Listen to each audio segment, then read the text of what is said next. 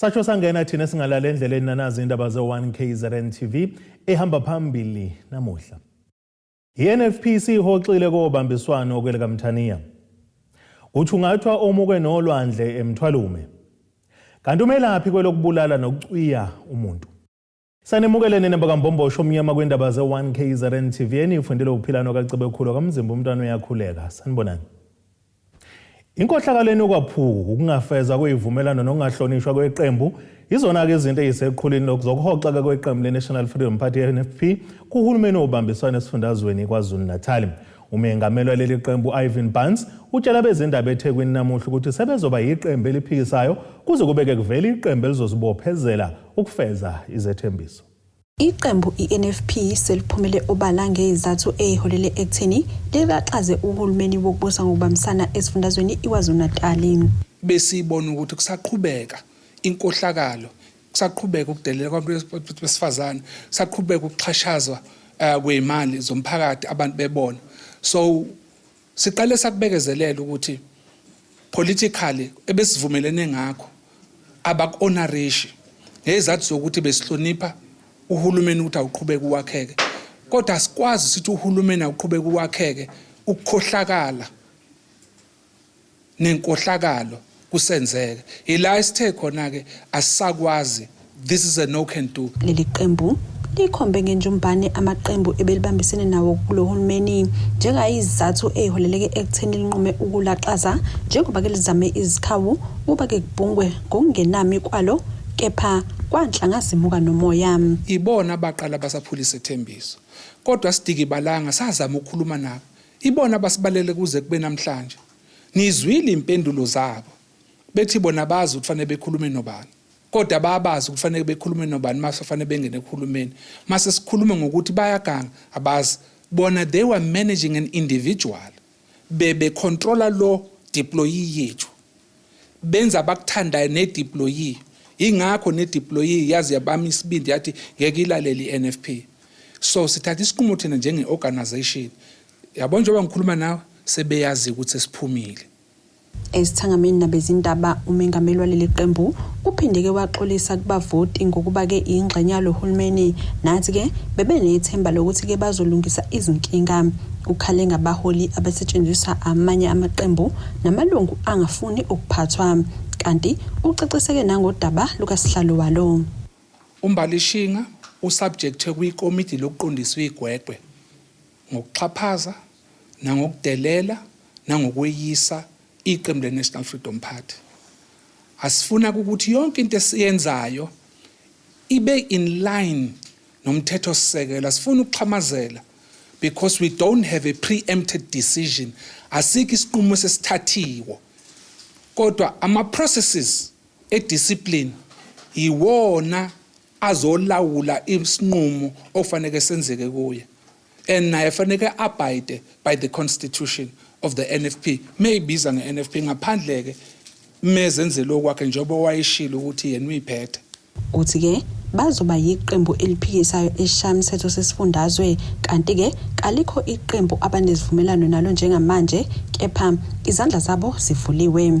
Esidabeni ze-1KZN TV kubika uNtom khona Mvumo ngiseThekwini.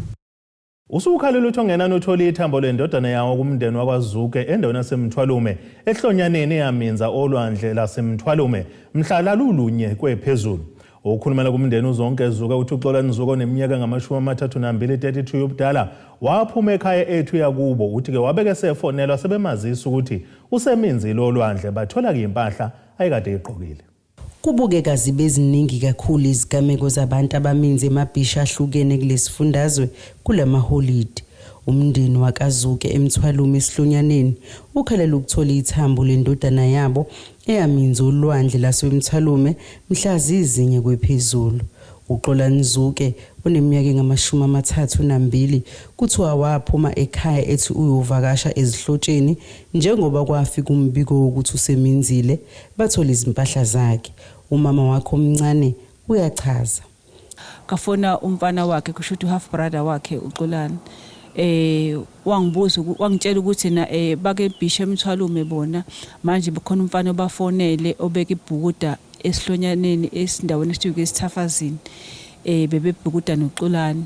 uXolani ufike wabhukuda wasehlala phansi wabuka sukuma wasiyogeza izandla amva kaloko angabusabuya olwandle. Manje ngase ngiyabuza ke mina ukuthi bafonele amaphoyisa bathi bafonele kodwa bengakafiki. Uthi wathumela izingane zakamakhelwane ukuthi ziyombhekela umbiko uphume ngendodana yabo. So ngase ngicela izingane zakomakhelwane ke ukuthi ngicela ziyongicheckela ngoba asinamuntu esihlala naye sobabili uXolani. Zabuya izingane zabuya nezingubo zakhe ebeyigqokile zathi ungene zimbonile esentanta lapha phambili. Zaphindisa kwafonela amaphoyisa futhi athi afika amaphoyisa athi ulwandle selinamagagasi amakhulu ngekasakwazi ukuthi amkhiphe. Azobuya ngakusasa ekseni iskebhe basofika ngakusasa ekseni ngomhla ka2. Zaphinda futhi ingane zawufika zakhona lapho zabuya ngoba nganginethemba ukuthi ngoba kuthi ubonakele mhlambe uzobuya negama ukuthi uyatholakala. Zabuya ingane zathi hayi atholakali afikile amaphoyisa afika neskebhe ngazi nabanye abacwilayo babachecka ngamakhamera bathi hayi abamtholi. Uthi abezinhlekelele bafika bamazisa ukuthi abamtholi. Uthi usekwamukela ukuthi akasekho ngakho ukhalela ithambo lakhe. Kwaphinde kwafika omunye ubhuti naye usebenza ka-disaster wachaza ngolesithathu wathi akatholi kakona sebezamile kodwa abamtholi. Manje nami angisazi sengicela usizo nje bathandekayo sengikhalela ukuthi ngithola ithambo lakhe nje ngiyakubona konke okunye ngoba sengamukethe uNkulunkulu sewenzile umsebenzi wakhe kuyena kodwa ngicela ukuthi nje ngithola ithambo ukuthi ngimfihle ngesizotha nahamba la emalibeni la kulele khona abantu bakubo. Uthi uthenjisa ukuthi bazothumela indiza enophephelo omhlani ukumcinga. Lo aka-disaster ke uyafona nawe then kade efonile nje namanje engichaze ukuthi khona ibhano elizophuma njengamanje liyobheka usuka ePennington izoloku round ePennington umthwalo nje wathi uzobuye futhi angaziseke nakhona ukuthi khona into abayitholayo. Lo mbiko benwethulelo zamando sicele wezindaba ze1KZN TV ngisemthwalume. Umswazi Dlamini onguyise womntwana owabulawa wacuya kwizitho zomzimba endaweni yaseDukuduku eMtubatuba enyakatho KwaZulu-Natal ngenyanga kaNtulukazi ngonyaka owedlule uthi kumthetho wakuleli uyahluleka ukubavikela njengoba kudedela abasola bayingozi emphakathini. Usibalukhulu bekhuluma kanjena ke namuhla kulandela ukuthi inyanga engumsola kuleli icala yadedelwa okokuqala iboshiwe kwathiwa ubufakazi obanele njengoba nanamuhla ke eceleni lesibili lokuhlela ukubulala liphindela vuna lomsolwa la ngangena enkantolo ngenxa yokuthi ke ubufakazi abanele. Lolu daba lusukela ke esigamekweni sokubulawa kwendodakazi kaDlamini nomthandazo Dlamini wabulawa secwiwa izitho zomzimba nokuyisigameko esenzeke ngoNtulukazi wangonyaka owedlule u2025. Lesi sigameko senzeka ebusuku ekhaya belele akekho wabona okwenzeka kodwa ke bavuka ekseni sesenzekile umntwana esebulewe. Ngemva kwesitsukwane ezimbalwa kwabe sekuboshwa inyanga yaseSwazini kodwa ke yaphinde yadedelwa ngenxa ukuthi ke kwathiwa ushoda ubufakazi. Muva nje ubaba uDlamini ubethola ke izingcingo nemiyalezo emsabisayo enye ke eqoshiwe enezwi lakhe lomsola nobe sephinde ke evulelwa icala waboshwa futhi namuhla bekulandele ukuba ke azovela okokuqala enkantolo kodwa lokho akwenzekanga ngoba ke umshushisi uthe abukho ubufakazi obuphelele ukuthi ke engama phambi kwenkantolo. Kusho ukuthi ke mase kufika le voice note engiyitholile ngaxhumana ke nomphathi wamaphoyisa uNkosi wayesengithumela kubaba uLokhuzana kwaMsana ngaya kuye ngiphethe isitifiketi sokushona sengane ukuthi kunabantu abangisabisa ukungibulala kune voice note. Wahamba ke bamlanda lo muntu wabanjwa afakwa ngaphakathi ejele.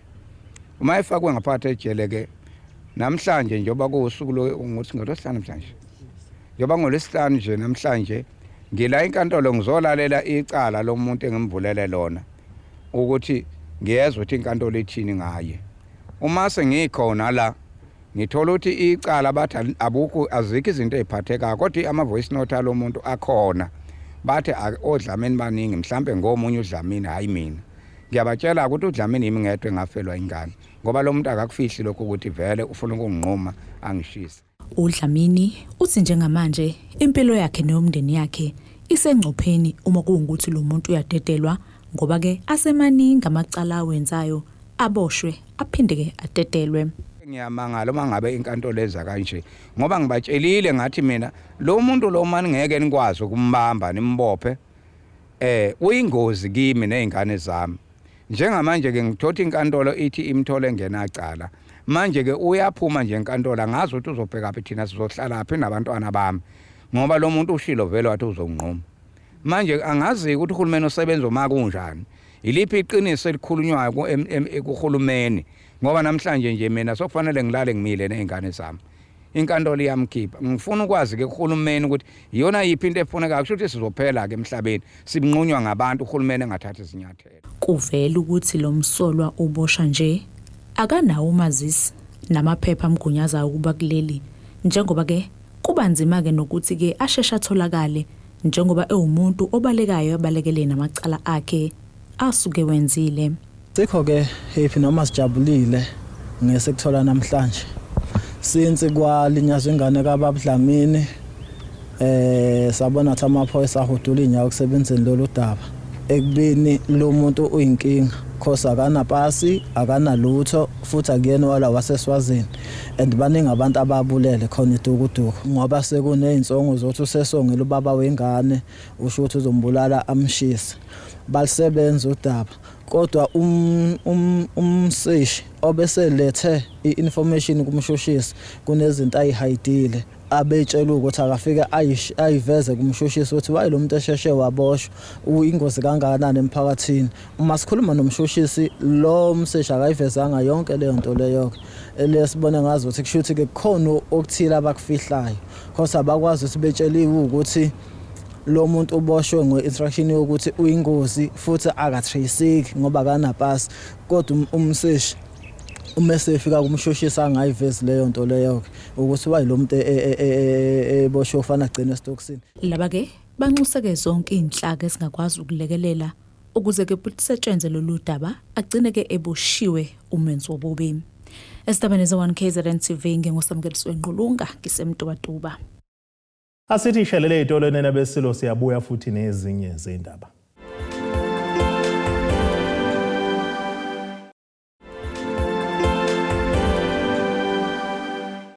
Asibonga siphinde sinamukele futhi kwindaba zethu ze1 KZN TV.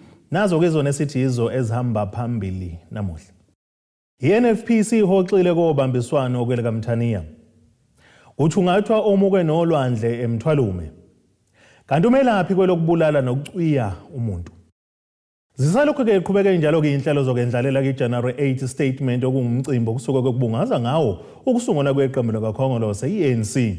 Lo mcimbi obamnyaka yonke uzoba seNorthwest ke kulonyaka kuyona ke lempela sonto umengameli lenhlangano uCyril Ramaphosa yena ozokwethula inkulumo yakhe yosuku. Ibibanjwe kwizifunda ezehlukene eziyishumi kwisifundazwe KwaZulu-Natal imicimbi yokusikwa kwekhekhe lokubungazwa kokusungula kwenhlangano iANC isifundazwe KwaZulu-Natal owaso umcimbi buseThekwini kanti buhlanganisa namadlela ndawonye. We really believe, comrades, that this moment must remind us where we come from, why we exist, and where we are going as a liberation movement. We're saying that, comrades, because really this should be about the rebuilding of the African National Congress. And when we say it should be about the rebuilding and the renewal of the ANC, we are saying, comrades, this rebuilding and the renewal is not optional. It's not a choice for the African National Congress, but it's a must. Ongumholi we-ANC kulesi sifundazwe ukhumbuze amalunga lenhlangano ngokubaluleka kokusungula kwe-ANC wathi yasungulelwa ukubumbana kwabantu iphinde futhi ibe isixazululo ezinkingeni zomphakathi. And their needs and their concerns. I-ANC, my comrades, selokhu yasungulwa 114 years ago. At the time of his birth in 1912, ANC was established on the fundamental principle to unite all our people, to unite all nationalities. It exists as a symbol of unity for our people and for our nation. It has always and continues to be the parliament of our people. Before we occupy the hallowed seats in the National Assembly and in the various legislatures and in the various councils, the ANC was and remains the People's Parliament. Kanti manje kusihlwa kunegaladina eSun City eNorthwest la khona umengameli we-ANC uCyril Ramaphosa ezokwethula inkulumo yakhe. Umcimbi weJanuary 8 statement ukusasa. Godebo Sibisi wezindaba ze1 KZN TV kuChannel 261 ngiseThekwini. Umhlaziyi wezepolitiki ozimele uDkt Zakhele Shamasa uthi inkulumo engumhlahlandlela weqembu likaKhongolose yomgubho weJanuary 8 statement kamengameli we-ANC uCyril Ramaphosa izogxila kakhulu ekuhleleni kabusha kwaleli qembu. UShamasa usho kanjena njengoba leli qembu lizobe ligubha iminyaka eyi-114 114 lasungulwa esifundazweni eNorthwest kule mpelasonto. ANC igubha iminyaka eyi-114 yasungulwa kulonyaka kuzobe kuunyaka wesibili leli qembu ligubha ukubunjwa kwalo libusa ngokubambisana namanye amaqembu ohulumeni kwi-Government of National Unity. Umhlaziyi wezepolitiki ozimele uDkt Zakhele Shamasa uthi kulomgubho leli qembu kulindele ube ligxile ekuzihleleni kabusha. I-ANC celebrate 114 years as the oldest liberation movement in Africa. I-concentrator izobheka kuphela ey'ntweni ezithinta u-African National Congress. Bonile lo door to door ekade wenza nane-cutting of the cake ukuthi cha isakhuluma ngo-ANC. Kusho ukuthi singalindela ukuthi i-reflect kuyinselelo i-ANC ebhekene nazo njengeqembu. Iy'nselelo ebhekene nazo njengonxantathu. Leli qembu laligcine ngo-2016 ukubuthana esifundazweni Northwest.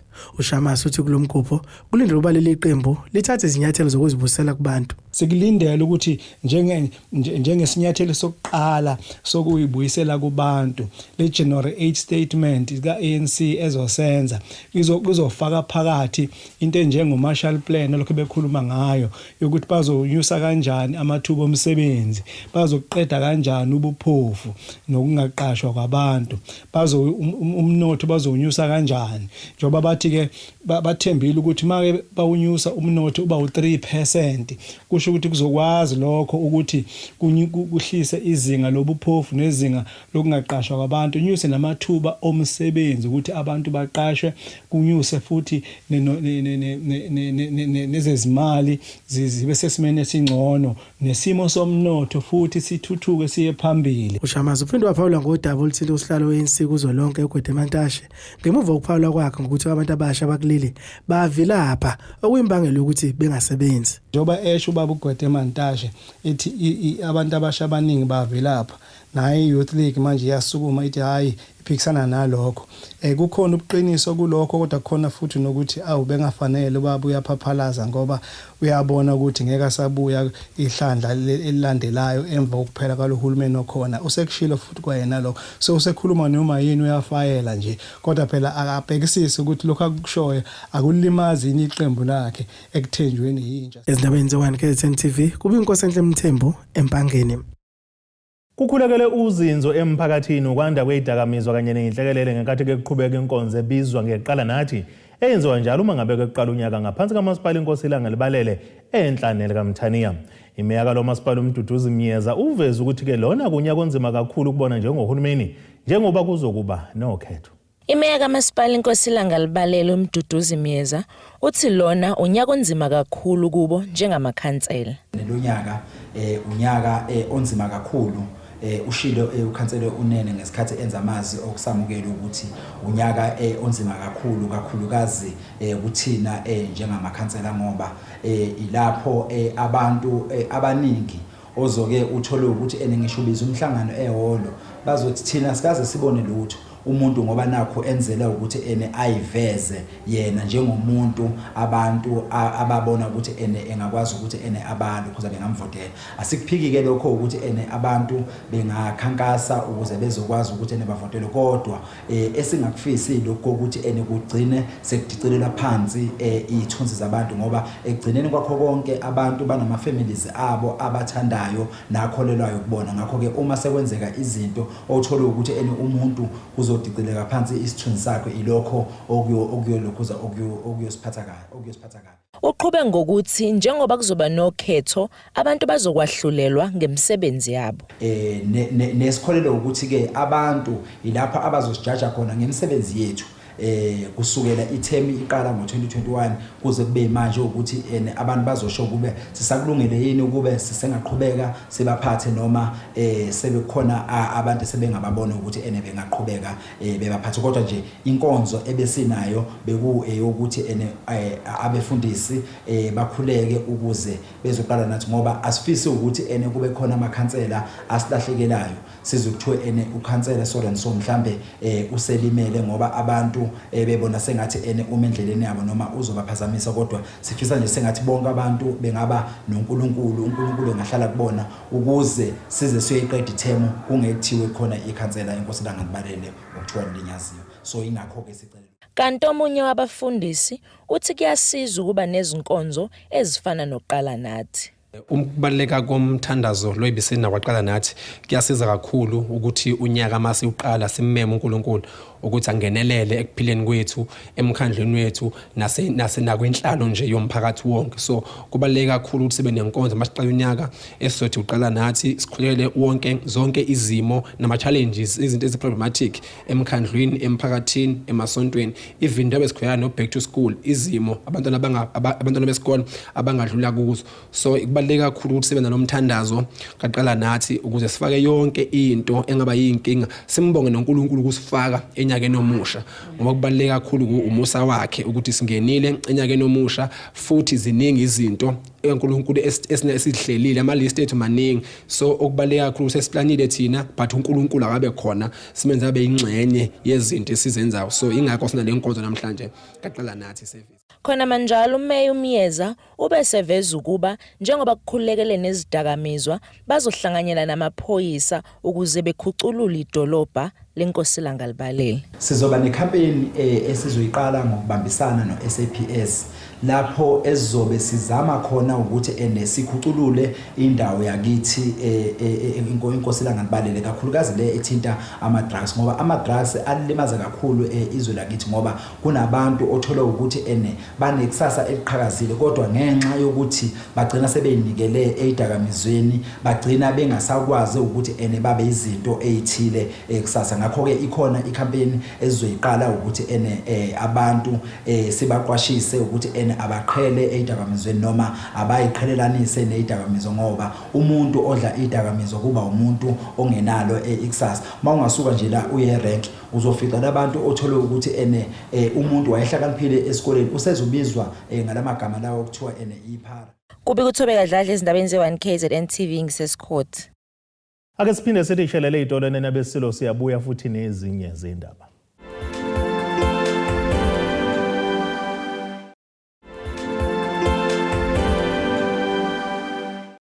Asibonge siphinde sinamukele futhi kwindaba zethu ze1KZN TV. Nazo kwizona ehamba phambili namuhla. iNFPC ihoxile kobambiswano okweleka Mthaniya. Uthungathwa omukwe nolwandle eMthwalume. Kanti umelaphi kwelokubulala nokucwiya umuntu. Ake sibheke engosini yezomnotho. Iranda kulele ngu16.54 kuyidola laseMelika bengu22.19 kupondo waseBrithani, libe ngu19.26 kwi-euro yase-Europe, kanti intengo yegolide yona ingu$4,469.77 ounce, bese uthi intengo yayo engahluziwe yona ibe ngu$61.99 umphongolo. Ake sibheke engosini yezemidlalo. Yaqina kimbiko ukuthi umgadli wezikamagebhule Orlando Pirates Evidence Makgopa ucatshangelwe ngamaqembu adlala kumaligi aphambili aphesheya kwezilwandle. uMakgopa oneminyaka ngama-25 ungomunye wabadlali ababizwa kuqala esikemeni somqeqeshi Abdesalam Wadu ungene kukubi ke washaya igoli ngesikhathi Bafana ithwele kanzima kweCameroon emidlalweni la-16 e-Africa Cup of Nations i-AFCON eMorocco ngesonto.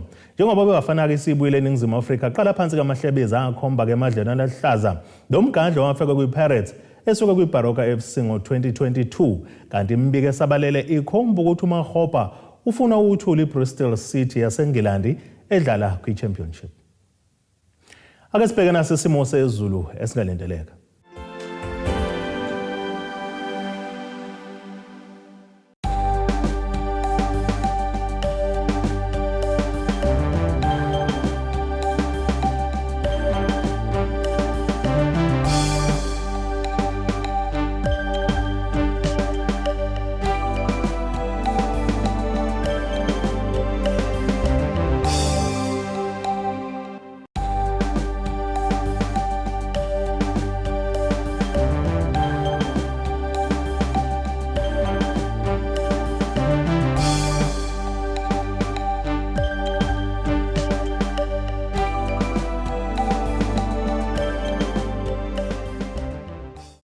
Nina bakampondo zamile njeni kube zamile enkomeni sasokwakha amagudu okubhemela kwamzimba umntwana nethimba lonke le indaba sithe ixabene.